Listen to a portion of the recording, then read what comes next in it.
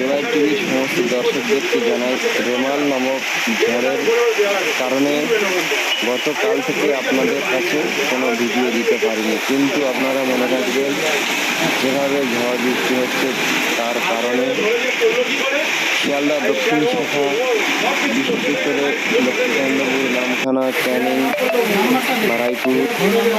Diamond Harbour, গজগজ, এই লাইনগুলো গতকাল রাত 11টা থেকে আজ বেলা 9টা পর্যন্ত ট্রেন চলাচল বন্ধ ছিল। এই মুহূর্তে পাওয়া খবর যে এখনও হয়তো বেলা 2টো পার হয়ে যেতে পারে, তবু রেল চলাচল বন্ধ থাকতে পারে, কারণ প্রতিটি স্টেশনে ট্রেন দাঁড়া করানো রয়েছে। তার কারণ যেভাবে গাছ ভেঙে রেল লাইনের উপরে পড়েছে, যার কারণে